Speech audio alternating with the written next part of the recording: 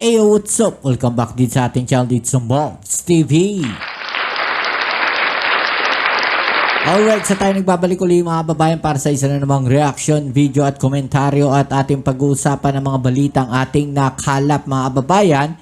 Ito nga pong mga fake news peddler na to mga babayan na nagkakalat po ng mga fake news ay huhulihin na.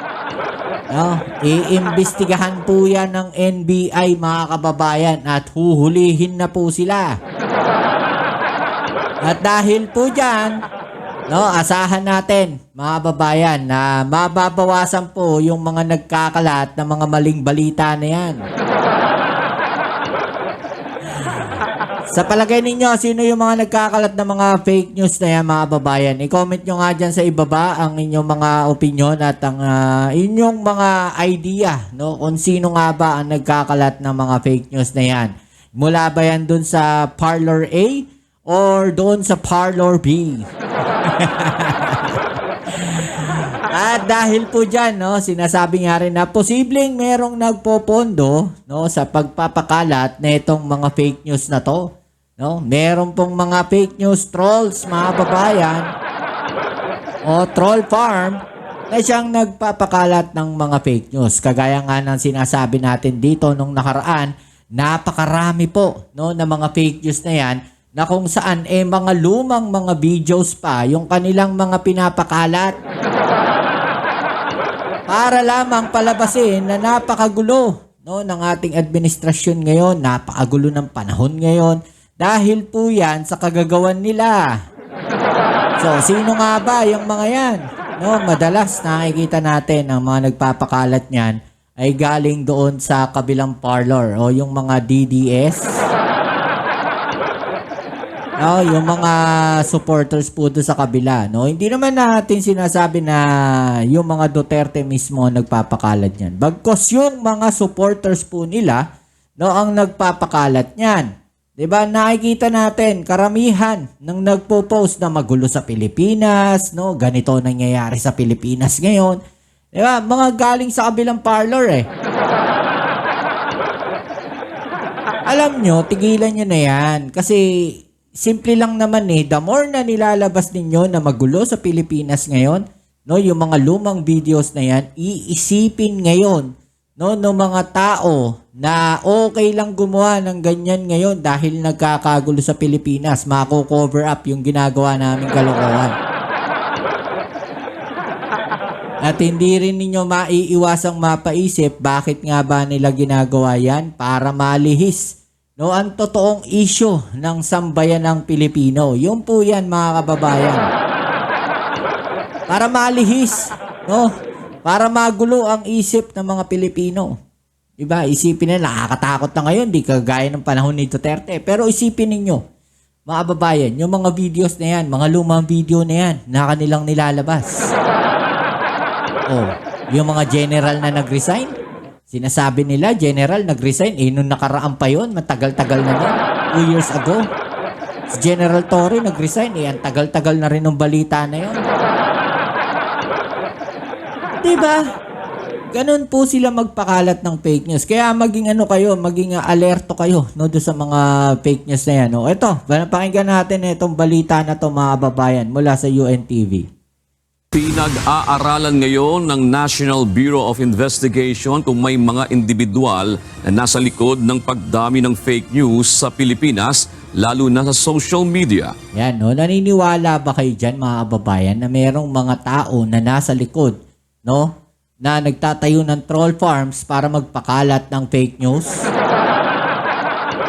Ayon kay NBI Director Jaime Santiago, meron silang listahan ng hindi bababa sa 20 vloggers na sangkot umano sa pagpapakalat ng maling impormasyon, partikular na ang tungkol sa politika. Yo.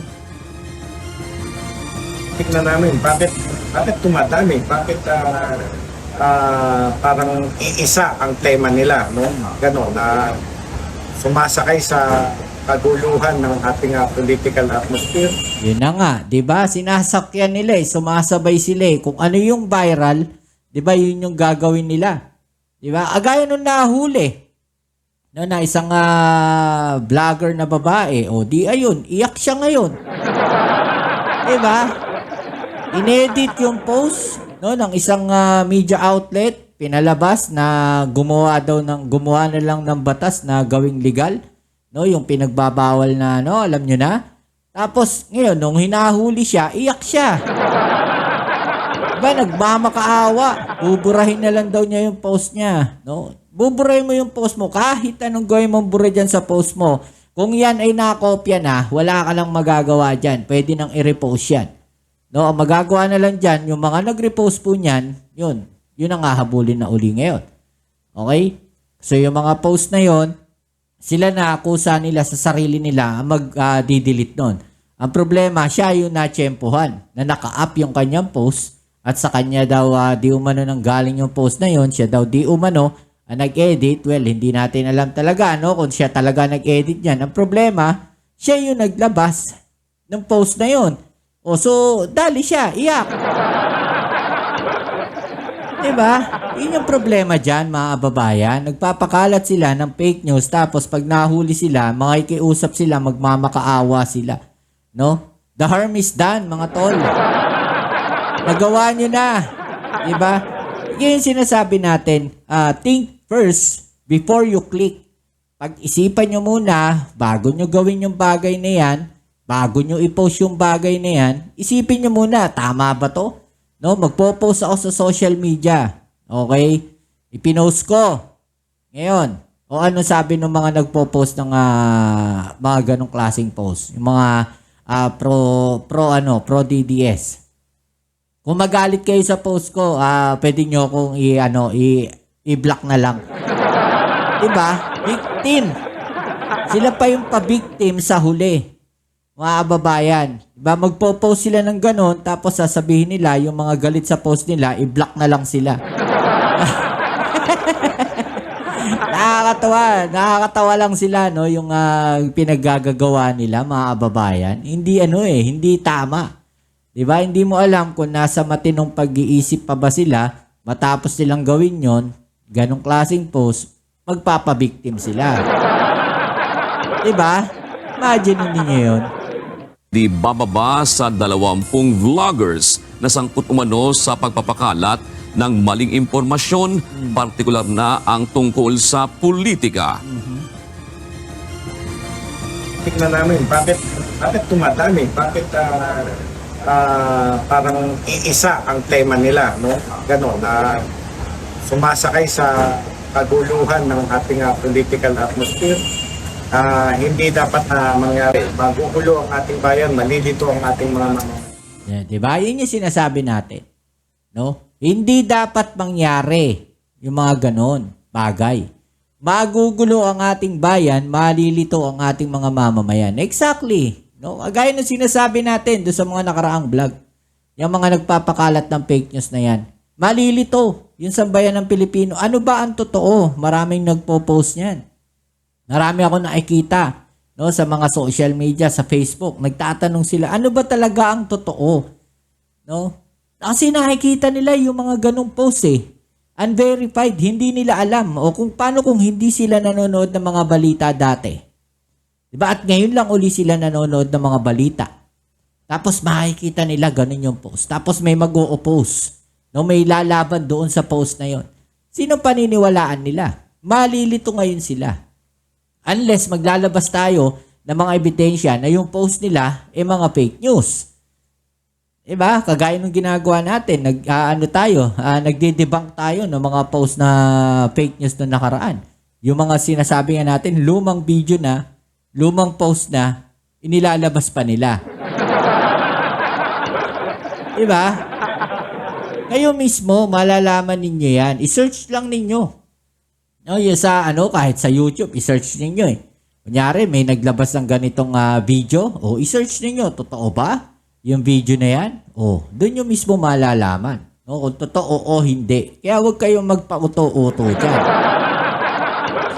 Nakikipag-ugnayan na ang NBI sa Department of Information and Communications Technology o DICT at sa National Telecommunications Commission o NTC upang imbestigahan ang paglaganap ng fake news at disinformation. Dagdag pa ni Director Santiago, bagamat iginagalang nila ang kalayaan sa pamamahayag, kailangang aksyonan ang mga lumalabag sa batas tulad ng inciting to sedition at libel. Yun na nga mga kababayan, inciting to sedition, no? Nag-ano kayo, parang nag-uudyok kayo ng kaguluhan, no, sa bansa natin, diyan sa mga ginagawa ninyo na yan. Diba? At yung mga paninirang puri, no, na ginagawa na itong mga fake news peddler na to. Samantala, naniniwala naman sila mga kababayan, no, na meron pong posibilidad na may nagpopondo sa mga nagpapakalat ng fake news online. No? So, sigurado meron yan.